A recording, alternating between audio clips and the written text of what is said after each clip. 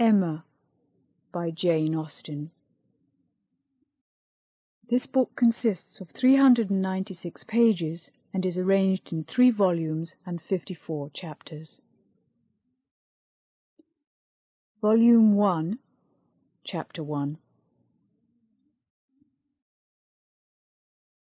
Emma Woodhouse, handsome, clever, and rich, with a comfortable home and happy disposition, seemed to unite some of the best blessings of existence, and had lived nearly 21 years in the world with very little to distress or vex her. She was the youngest of 2 daughters of a most affectionate, indulgent father, and had, in consequence of her sister's marriage, been mistress of his house from a very early period. Her mother had died too long ago for her to have more than an indistinct remembrance of her caresses, and her place had been supplied by an excellent woman as governess, who had fallen little short of a mother in affection. 16 years had Miss Taylor been in Mr. Woodhouse's family, less as a governess than a friend, very fond of both daughters, but particularly of Emma. Between them it was more the intimacy of sisters. Even before Miss Taylor had ceased to hold the nominal office of governess, the mildness of her temper had hardly allowed her to impose any restraint, and the shadow of authority being now long passed away, they had been living together as friend and friend, very mutually attached, and Emma doing just what she liked, highly esteeming Miss Taylor's judgment, but directed chiefly by her own. The real evils, indeed, of Emma's situation were the power of having rather too much her own way, and a disposition to think a little too well of herself. These were the disadvantages which threatened alloy to her many enjoyments. The danger, however, was at present so unperceived that they did not by any means rank as misfortunes with her. Sorrow came, a gentle sorrow, but not at all in the shape of any disagreeable consciousness. Miss Taylor married. It was Miss Taylor's loss which first brought grief. It was on the wedding day of this beloved friend that Emma first sat in mournful thought of any continuance. The wedding over, and the bride people gone, her father and herself were left to dine together, with no prospect of a third to cheer a long evening. Her father composed himself to sleep after dinner, as usual, and she had then only to sit and think of what she had lost. The event had every promise of happiness for her friend. Mr. Weston was a man of unexceptionable character, easy fortune, suitable age, and pleasant manners, and there was some satisfaction in considering with what self-denying, generous friendship she had always wished and promoted the match, but it was a black morning's work for her. The want of Miss Taylor would be felt every hour of every day. She recalled her past kindness, the affection of 16 years, how she had taught and how she had played with her from 5 years old, how she had devoted all her powers to attach and amuse her in health, and how nursed her through the various illnesses of childhood. A large debt of gratitude was owing here, but the intercourse of the last 7 years, the equal footing and perfect unreserve which had soon followed Isabella's marriage on their being left to each other, was yet a dearer, tenderer recollection. It had been a friend and companion such as few possessed, intelligent, well-informed, useful, gentle, knowing all the ways of the family, interested in all its concerns, and peculiarly interested in herself, in every pleasure, every scheme of hers, one to whom she could speak every thought as it arose, and who had such an affection for her as could never find fault. How was she to bear the change? It was true that her friend was going only half a mile from them, but Emma was aware that great must be the difference between a Mrs. Weston only half a mile from them and a Miss Taylor in the house, and with all her advantages, natural and domestic, She was now in great danger of suffering from intellectual solitude. She dearly loved her father, but he was no companion for her. He could not meet her in conversation, rational or playful. The evil of the actual disparity in their ages, and Mr. Woodhouse had not married early, was much increased by his constitution and habits, for having been a valetudinarian all his life, without activity of mind or body, he was a much older man in ways than in years, and though everywhere beloved for the friendliness of his heart and his amiable temper, his talents could not have recommended him at any time. Her sister, though comparatively but little removed by matrimony, being settled in London, only 16 miles off, was much beyond her daily reach, and many a long October and November evening must be struggled through at Hartfield before Christmas brought the next visit from Isabella and her husband and their little children to fill the house and give her pleasant society again. Highbury, the large and populous village, almost amounting to a town, to which Hartfield, in spite of its separate lawn and shrubberies and name, did really belong, afforded her no equals. The Woodhouses were first in consequence there. All looked up to them. She had many acquaintance in the place, for her father was universally civil, but not one among them who could be accepted in lieu of Miss Taylor for even half a day. It was a melancholy change, and Emma could not but sigh over it and wish for impossible things, till her father awoke and made it necessary to be cheerful. His spirits required support. He was a nervous man, easily depressed, fond of everybody that he was used to, and hating to part with them, hating change of every kind. Matrimony, as the origin of change, was always disagreeable, and he was by no means yet reconciled to his own daughter's marrying, nor could ever speak of her but with compassion, though it had been entirely a match of affection, when he was now obliged to part with Miss Taylor too. And from his habits of gentle selfishness, and of being never able to suppose that other people could feel differently from himself, he was very much disposed to think Miss Taylor had done as sad a thing for herself as for them, and would have been a great deal happier if she had spent all the rest of her life at Hartfield.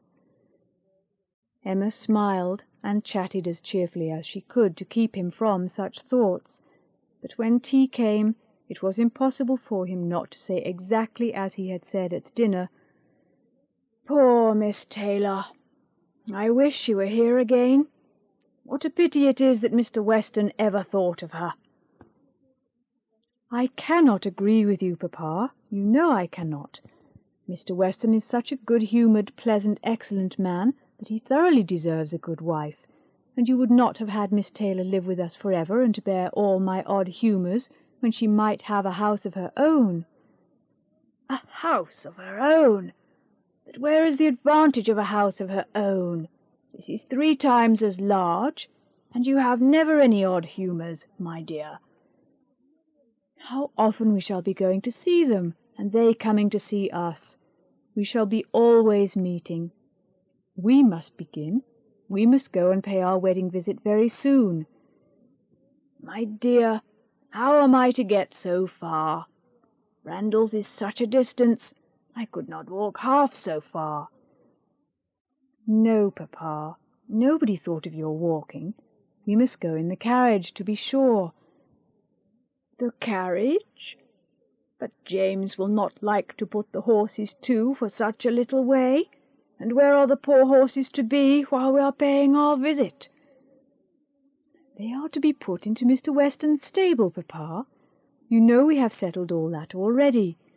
We talked it over with Mr. Weston last night. And as for James, you may be very sure he will always like going to Randalls, because of his daughter's being housemaid there. I only doubt whether he will ever take us anywhere else. That was your doing, papa. You got Hannah that good place. Nobody thought of Hannah till you mentioned her. James is so obliged to you." "I am very glad I did think of her. It was very lucky, for I would not have had poor James think himself slighted upon any account, and I am sure she will make a very good servant. She is a civil, pretty-spoken girl. I have a great opinion of her. Whenever I see her, she always curtsies and asks me how I do in a very pretty manner, and when you have had her here to do needlework, I observe she always turns the lock of the door the right way and never bangs it. I am sure she will be an excellent servant, and it will be a great comfort to poor Miss Taylor to have somebody about her that she is used to see. Whenever James goes over to see his daughter, you know, she will be hearing of us. He will be able to tell her how we all are." Emma spared no exertions to maintain this happier flow of ideas, and hoped by the help of backgammon to get her father tolerably through the evening, and be attacked by no regrets but her own. The backgammon table was placed, but a visitor immediately afterwards walked in and made it unnecessary. Mr. Knightley, a sensible man about 7 or 38, was not only a very old and intimate friend of the family, but particularly connected with it as the elder brother of Isabella's husband. He lived about a mile from Highbury, was a frequent visitor and always welcome, and at this time more welcome than usual, as coming directly from their mutual connections in London. He had returned to a late dinner after some days' absence, and now walked up to Hartfield to say that all were well in Brunswick Square. It was a happy circumstance, and animated Mr. Woodhouse for some time. Mr. Knightley had a cheerful manner, which always did him good, and his many inquiries after "poor Isabella" and her children were answered most satisfactorily. When this was over, Mr. Woodhouse gratefully observed, "It is very kind of you, Mr. Knightley, to come out at this late hour to call upon us. I am afraid you must have had a shocking walk." "Not at all, sir. It is a beautiful moonlight night, and so mild that I must draw back from your great fire." "But you must have found it very damp and dirty. I wish you may not catch cold." "Dirty, sir? Look at my shoes. Not a speck on them." "Well, that is quite surprising, for we have had a vast deal of rain here. It rained dreadfully hard for half an hour while we were at breakfast. I wanted them to put off the wedding." "By the by, I have not wished you joy. Being pretty well aware of what sort of joy you must both be feeling, I have been in no hurry with my congratulations. But I hope it all went off tolerably well. How did you all behave? Who cried most?" "Ah, poor Miss Taylor! 'Tis a sad business." "Poor Mr. and Miss Woodhouse, if you please, but I cannot possibly say poor Miss Taylor. I have a great regard for you and Emma, but when it comes to the question of dependence or independence, at any rate, it must be better to have only one to please than two." "Especially when one of those two is such a fanciful, troublesome creature," said Emma playfully. "That is what you have in your head, I know, and what you would certainly say if my father were not by." "I believe it is very true, my dear, indeed," said Mr. Woodhouse with a sigh. "I am afraid I am sometimes very fanciful and troublesome." "My dearest papa, you do not think I could mean you, or suppose Mr. Knightley to mean you? What a horrible idea! Oh, no, I meant only myself. Mr. Knightley loves to find a fault with me, you know. In a joke. It is all a joke. We always say what we like to one another." Mr. Knightley, in fact, was one of the few people who could see faults in Emma Woodhouse, and the only one who ever told her of them, and though this was not particularly agreeable to Emma herself, she knew it would be so much less so to her father that she would not have him really suspect such a circumstance as her not being thought perfect by everybody. "Emma knows I never flatter her," said Mr. Knightley, "but I meant no reflection on anybody. Miss Taylor has been used to have 2 persons to please. She will now have but 1. The chances are that she must be a gainer." "Well," said Emma, willing to let it pass, "you want to hear about the wedding, and I shall be happy to tell you, for we all behaved charmingly. Everybody was punctual, everybody on their best looks. Not a tear, and hardly a long face to be seen. Oh, no! We all felt that we were going to be only half a mile apart, and were sure of meeting every day." "Dear Emma bears everything so well," said her father. "But, Mr. Knightley, she is very sorry to lose poor Miss Taylor, and I am sure she will miss her more than she thinks for." Emma turned away her head, divided between tears and smiles. "It is impossible that Emma should not miss such a companion," said Mr. Knightley. "We should not like her so well as we do, sir, if we could suppose it. But she knows how much the marriage is to Miss Taylor's advantage. She knows how very acceptable it must be at Miss Taylor's time of life to be settled in a home of her own, and how important to her to be secure of a comfortable provision, and therefore cannot allow herself to feel so much pain as pleasure. Every friend of Miss Taylor must be glad to have her so happily married." "And you have forgotten one matter of joy to me," said Emma, "and a very considerable one, that I made the match myself. I made the match, you know, 4 years ago, and to have it take place, and be proved in the right when so many people said Mr. Weston would never marry again, may comfort me for anything." Mr. Knightley shook his head at her. Her father fondly replied, "Ah, my dear, I wish you would not make matches and foretell things, but whatever you say always comes to pass. Pray do not make any more matches." "I promise you to make none for myself, papa, but I must indeed for other people. It is the greatest amusement in the world, and after such success, you know. Everybody said that Mr. Weston would never marry again. Oh dear, no. Mr. Weston, who had been a widower so long, and who seemed so perfectly comfortable without a wife, so constantly occupied either in his business in town or among his friends here, always acceptable wherever he went, always cheerful. Mr. Weston need not spend a single evening in the year alone if he did not like it. Oh, no! Mr. Weston certainly would never marry again. Some people even talked of a promise to his wife on her deathbed, and others of the son and the uncle not letting him. All manner of solemn nonsense was talked on the subject, but I believed none of it. Ever since the day, about 4 years ago, that Miss Taylor and I met with him in Broadway Lane, when, because it began to mizzle, he darted away with so much gallantry and borrowed 2 umbrellas for us from Farmer Mitchell's, I made up my mind on the subject. I planned the match from that hour, and when such success has blessed me in this instance, dear papa, you cannot think that I shall leave off match-making."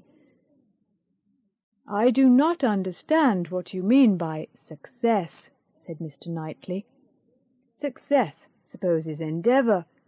Your time has been properly and delicately spent if you have been endeavouring for the last 4 years to bring about this marriage. A worthy employment for a young lady's mind.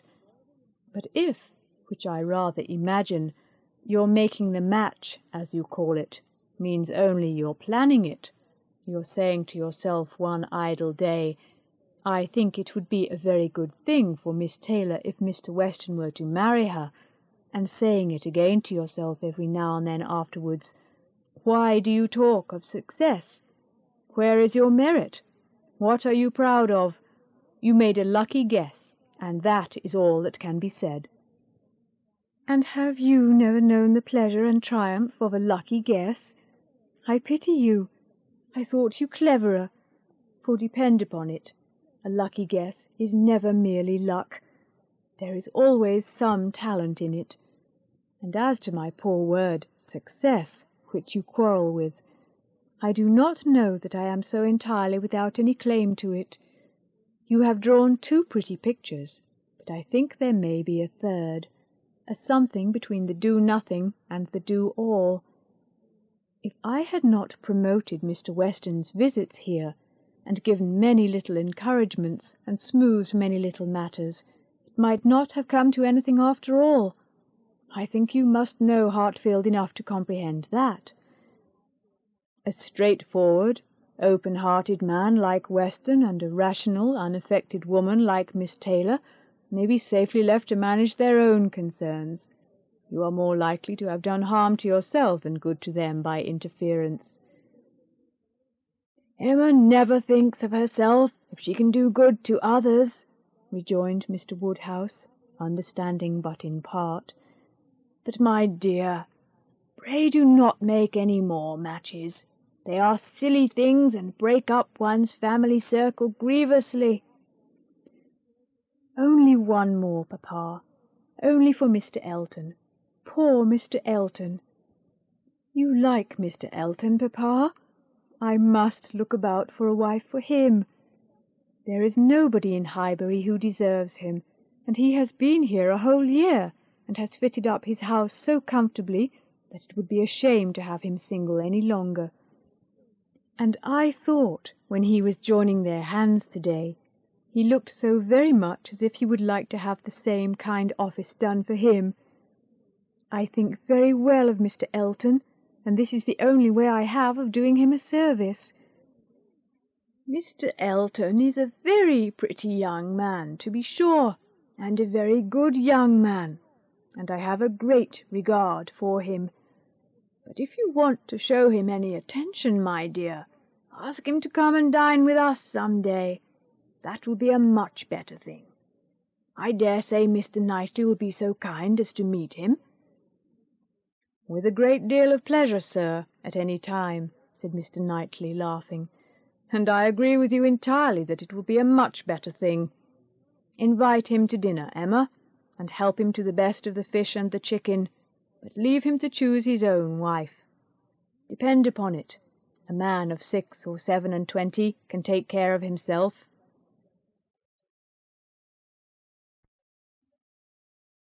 Chapter 2.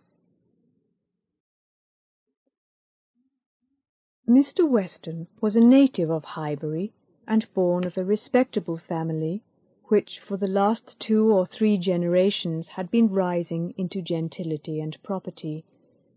He had received a good education, but on succeeding early in life to a small independence, had become indisposed for any of the more homely pursuits in which his brothers were engaged, and had satisfied an active, cheerful mind and social temper by entering into the militia of his county, then embodied. Captain Weston was a general favourite, and when the chances of his military life had introduced him to Miss Churchill, of a great Yorkshire family, and Miss Churchill fell in love with him, nobody was surprised except her brother and his wife, who had never seen him, and who were full of pride and importance, which the connection would offend. Miss Churchill, however, being of age and with the full command of her fortune, though her fortune bore no proportion to the family estate, was not to be dissuaded from the marriage, and it took place to the infinite mortification of Mr. and Mrs. Churchill, who threw her off with due decorum. It was an unsuitable connection, and did not produce much happiness.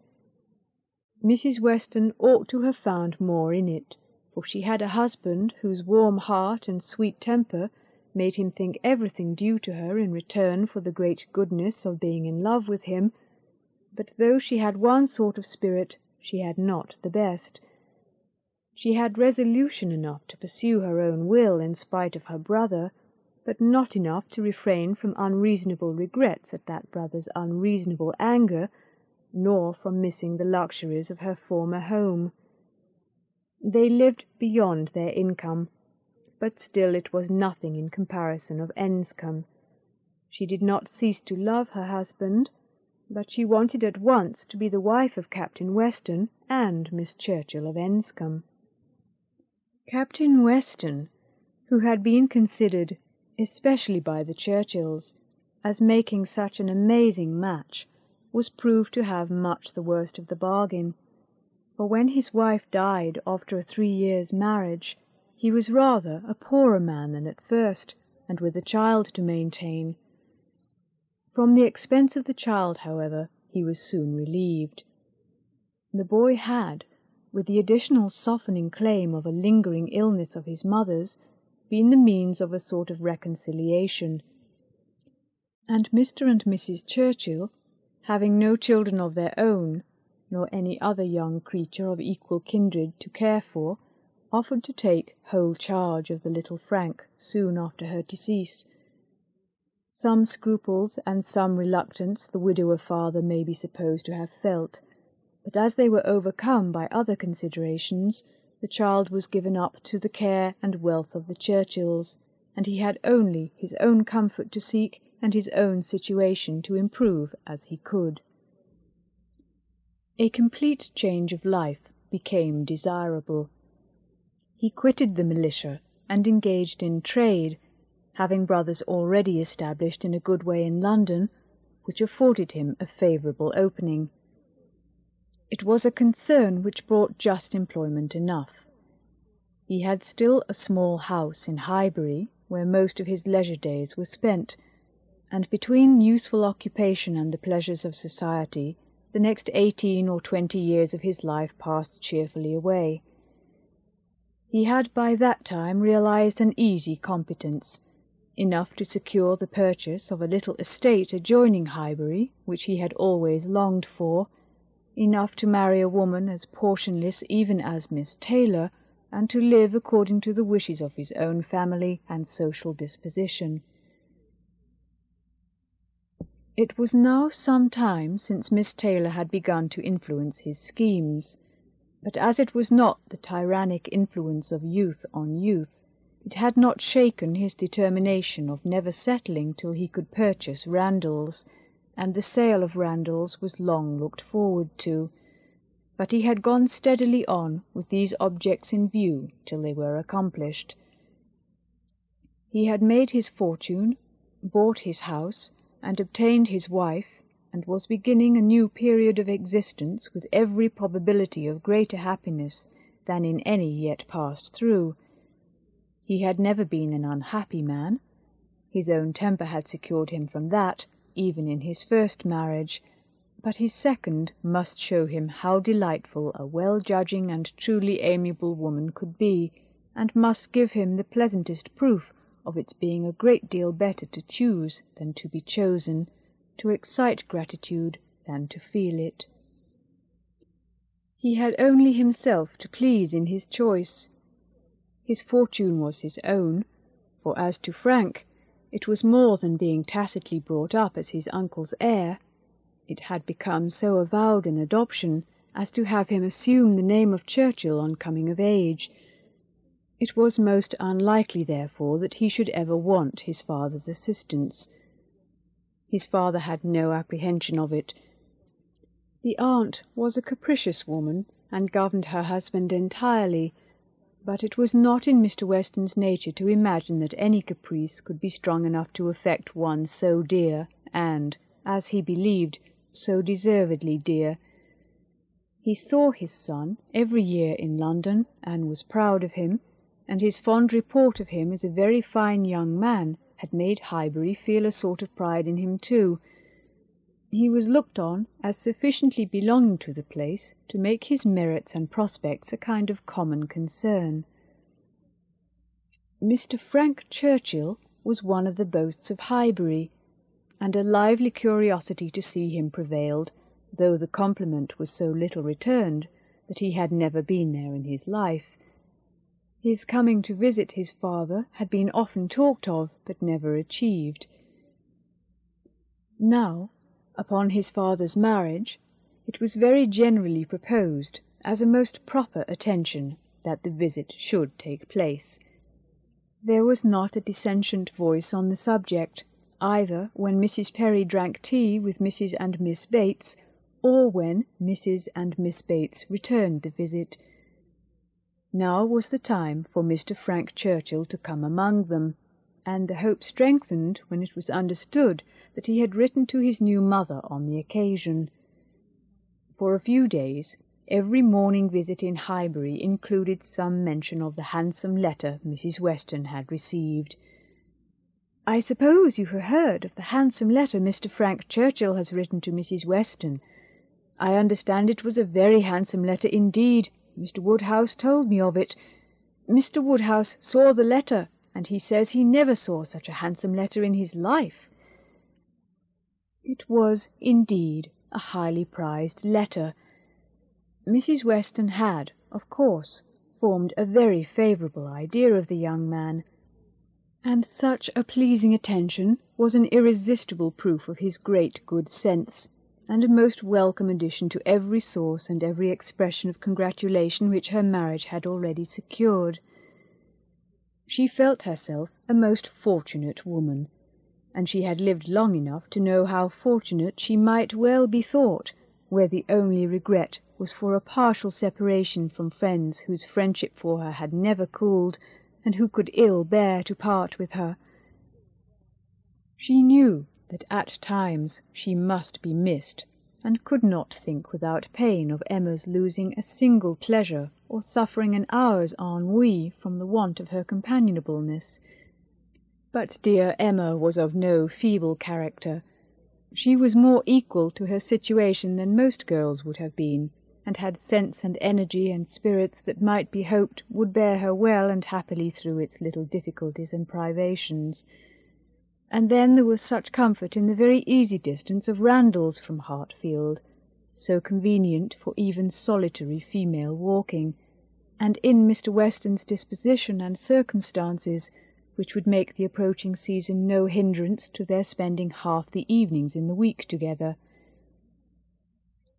Her situation was altogether the subject of hours of gratitude to Mrs. Weston, and of moments only of regret, and her satisfaction, her more than satisfaction, her cheerful enjoyment, was so just and so apparent that Emma, well as she knew her father, was sometimes taken by surprise at his being still able to pity poor Miss Taylor, when they left her at Randalls in the centre of every domestic comfort, or saw her go away in the evening attended by her pleasant husband to a carriage of her own. But never did she go without Mr. Woodhouse's giving a gentle sigh and saying, "Ah, poor Miss Taylor! She would be very glad to stay." There was no recovering Miss Taylor, nor much likelihood of ceasing to pity her, but a few weeks brought some alleviation to Mr. Woodhouse. The compliments of his neighbours were over. He was no longer teased by being wished joy of so sorrowful an event, and the wedding cake, which had been a great distress to him, was all eat up. His own stomach could bear nothing rich, and he could never believe other people to be different from himself.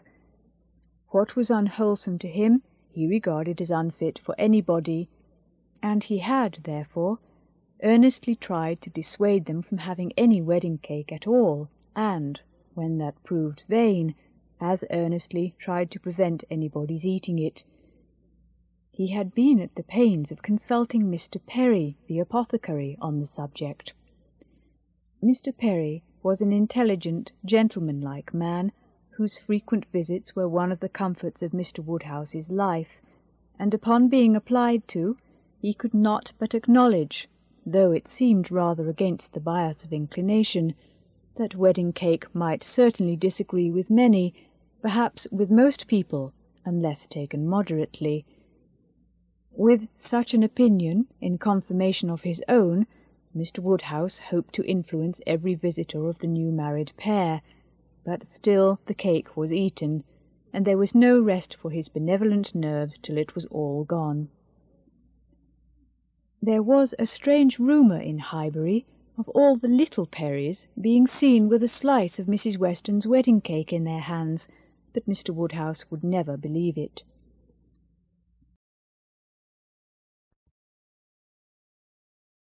Chapter 3. Mr. Woodhouse was fond of society in his own way. He liked very much to have his friends come and see him, and from various united causes, from his long residence at Hartfield, and his good nature, from his fortune, his house, and his daughter, he could command the visits of his own little circle in a great measure as he liked. He had not much intercourse with any families beyond that circle. His horror of late hours and large dinner-parties made him unfit for any acquaintance but such as would visit him on his own terms. Fortunately for him, Highbury, including Randalls in the same parish, and Donwell Abbey in the parish adjoining, seat of Mr. Knightley, comprehended many such. Not unfrequently, through Emma's persuasion, he had some of the chosen and the best to dine with him, but evening parties were what he preferred, and unless he fancied himself at any time unequal to company, there was scarcely an evening in the week in which Emma could not make up a card-table for him. Real long-standing regard brought the Westons and Mr. Knightley, and by Mr. Elton, a young man living alone without liking it, the privilege of exchanging any vacant evening of his own blank solitude for the elegancies and society of Mr. Woodhouse's drawing-room and the smiles of his lovely daughter was in no danger of being thrown away. After these came a second set, among the most comfortable of whom were Mrs. and Miss Bates and Mrs. Goddard, 3 ladies almost always at the service of an invitation from Hartfield, and who were fetched and carried home so often that Mr. Woodhouse thought it no hardship for either James or the horses. Had it taken place only once a year, it would have been a grievance. Mrs. Bates, the widow of a former vicar of Highbury, was a very old lady, almost past everything but tea and quadrille. She lived with her single daughter in a very small way, and was considered with all the regard and respect such a harmless old lady under such untoward circumstances can excite. Her daughter enjoyed a most uncommon degree of popularity for a woman neither young, handsome, rich, nor married. Miss Bates stood in the very worst predicament in the world for having much of the public favour, and she had no intellectual superiority to make atonement to herself or frighten those who might hate her into outward respect. She had never boasted either beauty or cleverness. Her youth had passed without distinction, and her middle of life was devoted to the care of a failing mother and the endeavour to make a small income go as far as possible. And yet she was a happy woman, and a woman whom no one named without goodwill. It was her own universal goodwill and contented temper which worked such wonders. She loved everybody, was interested in everybody's happiness, quick-sighted to everybody's merits, thought herself a most fortunate creature, and surrounded with blessings in such an excellent mother and so many good neighbours and friends, and a home that wanted for nothing. The simplicity and cheerfulness of her nature, her contented and grateful spirit, were a recommendation to everybody and a mine of felicity to herself. She was a great talker upon little matters, which exactly suited Mr. Woodhouse, full of trivial communications and harmless gossip.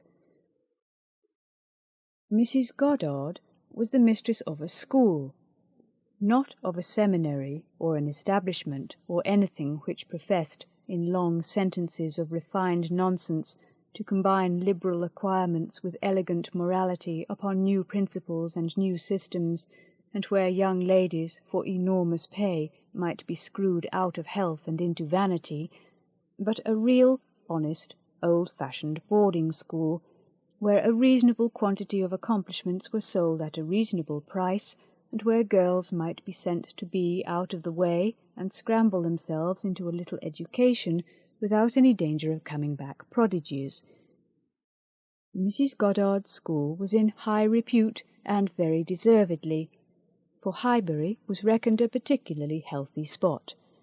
She had an ample house and garden, gave the children plenty of wholesome food, let them run about a great deal in the summer, and in winter dressed their chilblains with her own hands. It was no wonder that a train of 20 young couple now walked after her to church. She was a plain, motherly kind of woman, who had worked hard in her youth, and now thought herself entitled to the occasional holiday of a tea visit, and having formerly owed much to Mr. Woodhouse's kindness, felt his particular claim on her to leave her neat parlour, hung round with fancy work, whenever she could, and win or lose a few sixpences by his fireside.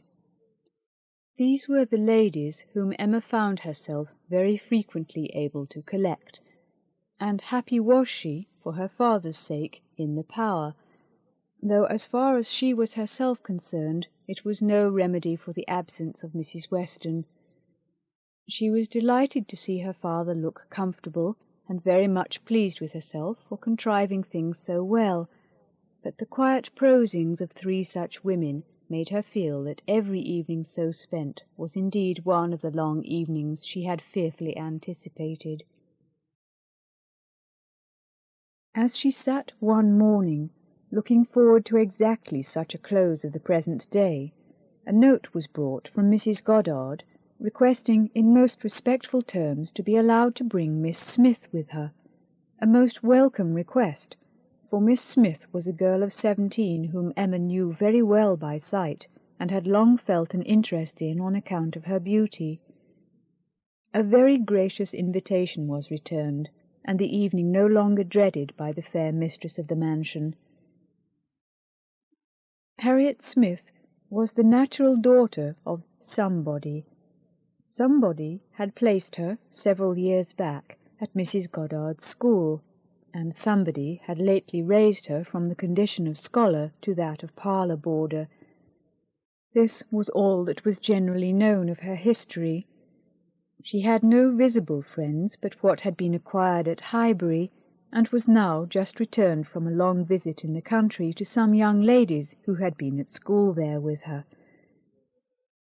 She was a very pretty girl, and her beauty happened to be of a sort which Emma particularly admired. She was short, plump, and fair, with a fine bloom, blue eyes, light hair, regular features, and a look of great sweetness, and before the end of the evening Emma was as much pleased with her manners as her person, and quite determined to continue the acquaintance. She was not struck by anything remarkably clever in Miss Smith's conversation, but she found her altogether very engaging. Not inconveniently shy, not unwilling to talk, and yet so far from pushing, showing so proper and becoming a deference, seeming so pleasantly grateful for being admitted to Hartfield, and so artlessly impressed by the appearance of everything in so superior a style to what she had been used to, that she must have good sense and deserve encouragement. Encouragement should be given. Those soft blue eyes and all those natural graces should not be wasted on the inferior society of Highbury and its connections. The acquaintance she had already formed were unworthy of her. The friends from whom she had just parted, though very good sort of people, must be doing her harm. They were a family of the name of Martin, whom Emma knew well by character, as renting a large farm of Mr. Knightley, and residing in the parish of Donwell, very creditably, she believed, She knew Mr. Knightley thought highly of them, but they must be coarse and unpolished, and very unfit to be the intimates of a girl who wanted only a little more knowledge and elegance to be quite perfect. She would notice her. She would improve her. She would detach her from her bad acquaintance and introduce her into good society. She would form her opinions and her manners. It would be an interesting and certainly a very kind undertaking, highly becoming her own situation in life, her leisure and powers. She was so busy in admiring those soft blue eyes, in talking and listening and forming all these schemes in the in-betweens, that the evening flew away at a very unusual rate, and the supper-table, which always closed such parties, and for which she had been used to sit and watch the due time, was all set out and ready, and moved forward to the fire before she was aware, with an alacrity beyond the common impulse of a spirit which yet was never indifferent to the credit of doing everything well and attentively, with the real good-will of a mind delighted with its own ideas, did she then do all the honours of the meal, and help and recommend the minced chicken and scalloped oysters with an urgency which she knew would be acceptable to the early hours and civil scruples of their guests. Upon such occasions poor Mr. Woodhouse's feelings were in sad warfare. He loved to have the cloth laid, because it had been the fashion of his youth, but his conviction of suppers being very unwholesome made him rather sorry to see anything put on it, and while his hospitality would have welcomed his visitors to everything, his care for their health made him grieve that they would eat. Such another small basin of thin gruel as his own was all that he could, with thorough self-approbation, recommend, though he might constrain himself, while the ladies were comfortably clearing the nicer things, to say, "Mrs. Bates, let me propose your venturing on one of these eggs. An egg boiled soft is not unwholesome. Searle understands boiling an egg better than anybody. I would not recommend an egg boiled by anybody else. But you need not be afraid. They are very small, you see. One of our small eggs will not hurt you. Miss Bates, let Emma help you to a little bit of tart, a very little bit. Ours are all apple tarts. You need not be afraid of unwholesome preserves here. I do not advise the custard. Mrs. Goddard, what say you to half a glass of wine? A small half-glass put into a tumbler of water. I do not think it could disagree with you." Emma allowed her father to talk, but supplied her visitors in a much more satisfactory style, and on the present evening had particular pleasure in sending them away happy. The happiness of Miss Smith was quite equal to her intentions. Miss Woodhouse was so great a personage in Highbury that the prospect of the introduction had given as much panic as pleasure, but the humble, grateful girl went off with highly gratified feelings, delighted with the affability with which Miss Woodhouse had treated her all the evening, and actually shaken hands with her at last. Chapter 4. Harriet Smith's intimacy at Hartfield was soon a settled thing. Quick and decided in her ways, Emma lost no time in inviting, encouraging, and telling her to come very often, and as their acquaintance increased, so did their satisfaction in each other. As a walking companion, Emma had very early foreseen how useful she might find her. In that respect, Mrs. Weston's loss had been important. Her father never went beyond the shrubbery, where 2 divisions of the ground sufficed him for his long walk or his short, as the year varied, and since Mrs. Weston's marriage her exercise had been too much confined.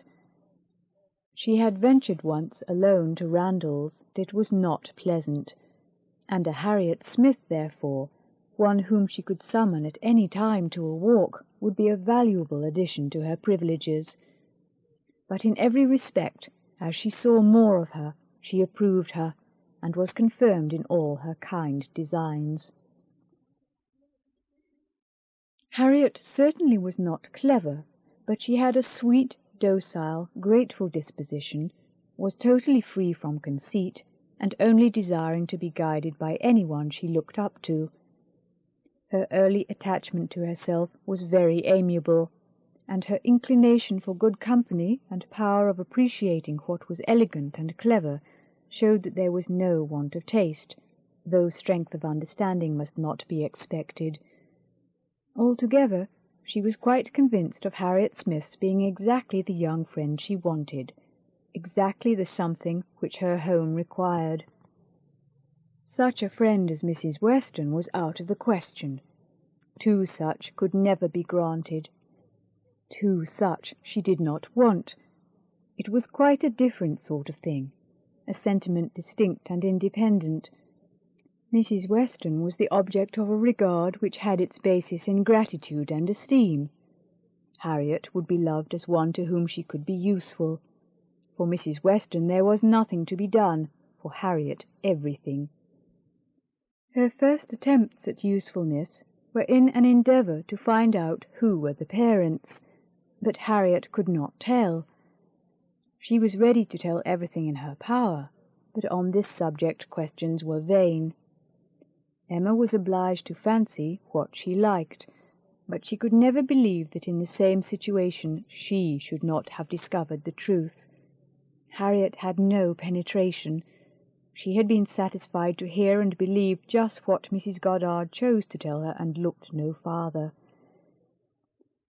Mrs. Goddard and the teachers and the girls and the affairs of the school in general formed naturally a great part of her conversation, and but for her acquaintance with the Martins of Abbey Mill Farm, it must have been the whole. But the Martins occupied her thoughts a good deal. She had spent 2 very happy months with them, and now loved to talk of the pleasures of her visit and describe the many comforts and wonders of the place. Emma encouraged her talkativeness, amused by such a picture of another set of beings, and enjoying the youthful simplicity which could speak with so much exultation of Mrs. Martin's having 2 parlours, 2 very good parlours indeed, one of them quite as large as Mrs. Goddard's drawing-room, and of her having an upper maid who had lived 25 years with her, and of their having 8 cows, 2 of them Alderneys and 1 a little Welsh cow, a very pretty little Welsh cow indeed, and of Mrs. Martin's saying, as she was so fond of it, it should be called her cow, and of their having a very handsome summer-house in their garden, where some day next year they were all to drink tea, a very handsome summer-house, large enough to hold 12 people. For some time she was amused, without thinking beyond the immediate cause, but as she came to understand the family better, other feelings arose. She had taken up a wrong idea, fancying it was a mother and daughter, a son and son's wife who all lived together. But when it appeared that the Mr. Martin who bore a part in the narrative, and was always mentioned with approbation for his great good nature in doing something or other, was a single man, that there was no young Mrs. Martin, no wife in the case, she did suspect danger to her poor little friend from all this hospitality and kindness, and that if she were not taken care of, she might be required to sink herself forever. With this inspiring notion, her questions increased in number and meaning, and she particularly led Harriet to talk more of Mr. Martin, and there was evidently no dislike to it. Harriet was very ready to speak of the share he had had in their moonlight walks and merry evening games, and dwelt a good deal upon his being so very good-humoured and obliging. He had gone 3 miles round one day in order to bring her some walnuts, because she had said how fond she was of them, and in everything else he was so very obliging. He had his shepherd's son into the parlour one night on purpose to sing to her. She was very fond of singing. He could sing a little himself. She believed he was very clever and understood everything. He had a very fine flock, and while she was with them he had been bid more for his wool than anybody in the country. She believed everybody spoke well of him. His mother and sisters were very fond of him. Mrs. Martin had told her one day, and there was a blush as she said it, that it was impossible for anybody to be a better son, and therefore she was sure whenever he married he would make a good husband. Not that she wanted him to marry. She was in no hurry at all. "Well done, Mrs. Martin," thought Emma. "You know what you are about." And when she had come away, Mrs. Martin was so very kind as to send Mrs. Goddard a beautiful goose, the finest goose Mrs. Goddard had ever seen. Mrs. Goddard had dressed it on a Sunday and asked all the 3 teachers, Miss Nash and Miss Prince and Miss Richardson, to sup with her. "Mr. Martin, I suppose, is not a man of information beyond the line of his own business. He does not read?" "Oh, yes. That is, no, I do not know, but I believe he has read a good deal, but not what you would think anything of. He reads the agricultural reports and some other books that lay in one of the window seats, but he reads all them to himself. But sometimes of an evening, before we went to cards, he would read something aloud out of the elegant extracts, very entertaining, and I know he has read The Vicar of Wakefield. He never read The Romance of the Forest, nor The Children of the Abbey. He had never heard of such books before I mentioned them, but he is determined to get them now as soon as ever he can. The next question was, what sort of looking man is Mr. Martin? "Oh, not handsome, not at all handsome. I thought him very plain at first, but I do not think him so plain now. One does not, you know, after a time. But did you never see him? He is in Highbury every now and then, and he is sure to ride through every week in his way to Kingston. He has passed you very often." "That may be, and I may have seen him 50 times, but without having any idea of his name. A young farmer, whether on horseback or on foot, is the very last sort of person to raise my curiosity. The yeomanry are precisely the order of people with whom I feel I can have nothing to do. A degree or 2 lower, and a creditable appearance might interest me. I might hope to be useful to their families in some way or other. But a farmer can need none of my help, and is therefore in one sense as much above my notice as in every other way he is below it." "To be sure. Oh, yes. It is not likely you should ever have observed him, but he knows you very well indeed. I mean by sight." "I have no doubt of his being a very respectable young man. I know indeed that he is so, and as such wish him well. What do you imagine his age to be?" "He was 24 the 8th of last June, and my birthday is the 23rd, just a fortnight and a day's difference, which is very odd."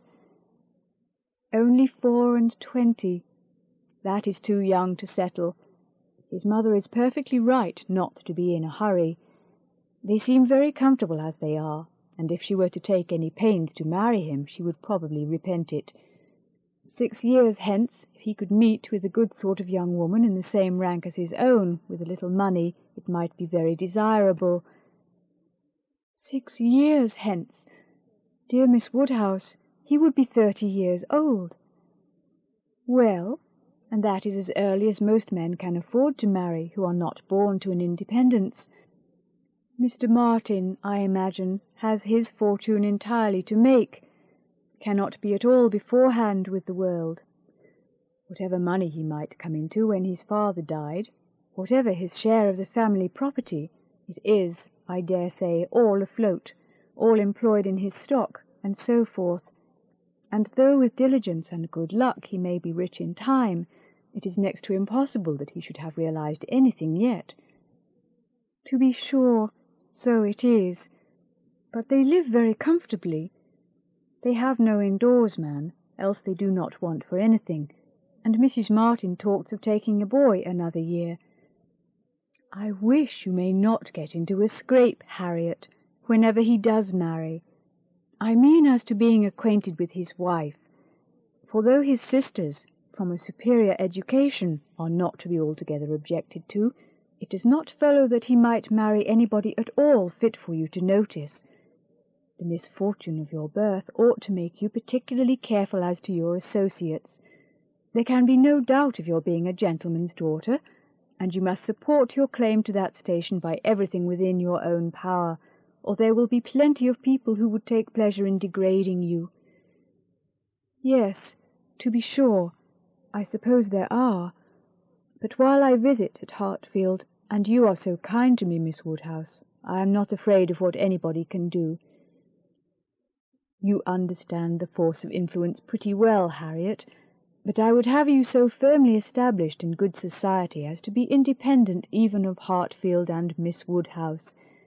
I want to see you permanently well connected, and to that end it will be advisable to have as few odd acquaintance as may be, and, therefore, I say that if you should still be in this country when Mr. Martin marries, I wish you may not be drawn in, by your intimacy with the sisters, to be acquainted with the wife, who will probably be some mere farmer's daughter without education. To be sure, yes, not that I think Mr. Martin would ever marry anybody but what had had some education and been very well brought up. However, I do not mean to set up my opinion against yours, and I am sure I shall not wish for the acquaintance of his wife. I shall always have a great regard for the Miss Martins, especially Elizabeth, and should be very sorry to give them up, for they are quite as well educated as me. But if he marries a very ignorant, vulgar woman, certainly I had better not visit her, if I can help it. Emma watched her through the fluctuations of this speech, and saw no alarming symptoms of love. The young man had been the first admirer, but she trusted there was no other hold, and that there would be no serious difficulty on Harriet's side to oppose any friendly arrangement of her own. They met Mr. Martin the very next day as they were walking on the Donwell Road. He was on foot, and after looking very respectfully at her, looked with most unfeigned satisfaction at her companion. Emma was not sorry to have such an opportunity of survey, and walking a few yards forward while they talked together, soon made her quick eye sufficiently acquainted with Mr. Robert Martin. His appearance was very neat, and he looked like a sensible young man, but his person had no other advantage, and when he came to be contrasted with gentlemen, she thought he must lose all the ground he had gained in Harriet's inclination. Harriet was not insensible of manner. She had voluntarily noticed her father's gentleness with admiration as well as wonder. Mr. Martin looked as if he did not know what manner was.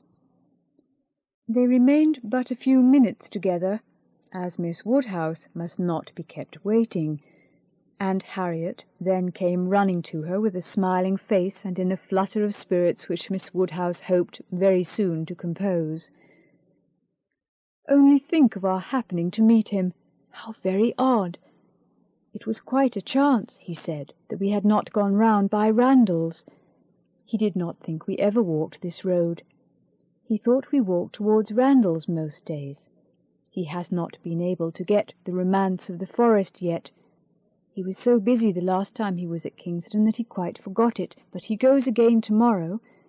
So very odd that we should happen to meet. Well, Miss Woodhouse, is he like what you expected? What do you think of him? Do you think him so very plain?" "He is very plain, undoubtedly, remarkably plain, but that is nothing compared with his entire want of gentility. I had no right to expect much, and I did not expect much, but I had no idea that he could be so very clownish, so totally without air. I had imagined him, I confess, a degree or two nearer gentility." "To be sure," said Harriet in a mortified voice, "he is not so genteel as a real gentleman."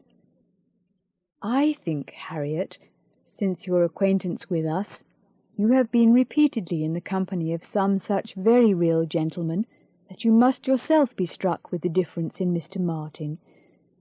At Hartfield you have had very good specimens of well-educated, well-bred men. I should be surprised if, after seeing them, you could be in company with Mr. Martin again without perceiving him to be a very inferior creature, and rather wondering at yourself for having ever thought him at all agreeable before. Do not you begin to feel that now? Were not you struck? I am sure you must have been struck by his awkward look and abrupt manner, and the uncouthness of a voice which I heard to be wholly unmodulated as I stood here. Certainly, he is not like Mr. Knightley. He has not such a fine air and way of walking as Mr. Knightley. I see the difference plain enough. But Mr. Knightley is so very fine a man. Mr. Knightley's air is so remarkably good that it is not fair to compare Mr. Martin with him. You might not see 1 in 100 with gentlemen so plainly written as in Mr. Knightley, but he is not the only gentleman you have been lately used to. What say you to Mr. Weston and Mr. Elton? Compare Mr. Martin with either of them. Compare their manner of carrying themselves, of walking, of speaking, of being silent. You must see the difference. Oh, yes, there is a great difference. But Mr. Weston is almost an old man. Mr. Weston must be between 40 and 50. Which makes his good manners the more valuable. The older a person grows, Harriet, the more important it is that their manners should not be bad. The more glaring and disgusting any loudness or coarseness or awkwardness becomes. What is passable in youth is detestable in later age. Mr. Martin is now awkward and abrupt. What will he be at Mr. Weston's time of life? There is no saying, indeed, replied Harriet, rather solemnly. But there may be pretty good guessing. He will be a completely gross, vulgar farmer, totally inattentive to appearances and thinking of nothing but profit and loss. Will he, indeed? That will be very bad. How much his business engrosses him already is very plain from the circumstance of his forgetting to inquire for the book you recommended. He was a great deal too full of the market to think of anything else, which is just as it should be for a thriving man. What has he to do with books? And I have no doubt that he will thrive and be a very rich man in time, and his being illiterate and coarse need not disturb us. I wonder he did not remember the book, was all Harriet's answer, and spoken with a degree of grave displeasure which Emma thought might be safely left to itself. She therefore said no more for some time. Her next beginning was, "In one respect, perhaps, Mr. Elton's manners are superior to Mr. Knightley's or Mr. Weston's. They have more gentleness. They might be more safely held up as a pattern. There is an openness, a quickness, almost a bluntness in Mr. Weston, which everybody likes in him because there is so much good humour with it, but that would not do to be copied. Neither would Mr. Knightley's downright, decided, commanding sort of manner, though it suits him very well. His figure and look and situation in life seem to allow it, but if any young man were to set about copying him, he would not be sufferable. On the contrary, I think a young man might be very safely recommended to take Mr. Elton as a model. Mr. Elton is good-humoured, cheerful, obliging, and gentle. He seems to me to be grown particularly gentle of late. I do not know whether he has any design of ingratiating himself with either of us, Harriet, by additional softness, but it strikes me that his manners are softer than they used to be. If he means anything, it must be to please you. Did not I tell you what he said of you the other day?" She then repeated some warm personal praise which she had drawn from Mr. Elton, and now did full justice to, and Harriet blushed and smiled and said she had always thought Mr. Elton very agreeable. Mr. Elton was the very person fixed on by Emma for driving the young farmer out of Harriet's head. She thought it would be an excellent match, and only too palpably desirable, natural and probable for her to have such merit in planning it. She feared it was what everybody else must think of and predict. It was not likely, however, that anybody should have equalled her in the date of the plan, as it had entered her brain during the very first evening of Harriet's coming to Hartfield. The longer she considered it, the greater was her sense of its expediency. Mr. Elton's situation was most suitable, quite the gentleman himself, and without low connections. At the same time, not of any family that could fairly object to the doubtful birth of Harriet. He had a comfortable home for her, and Emma imagined a very sufficient income. For though the vicarage of Highbury was not large, he was known to have some independent property, and she thought very highly of him as a good-humoured, well-meaning, respectable young man, without any deficiency of useful understanding or knowledge of the world. She had already satisfied herself that he thought Harriet a beautiful girl, which he trusted, with such frequent meetings at Hartfield, was foundation enough on his side, and on Harriet's there could be little doubt that the idea of being preferred by him would have all the usual weight and efficacy. And he was really a very pleasing young man, a young man whom any woman not fastidious might like. He was reckoned very handsome, his person much admired in general, though not by her, there being a want of elegance of feature which she could not dispense with, but the girl who could be gratified by a Robert Martin's riding about the country to get walnuts for her might be very well conquered by Mr. Elton's admiration.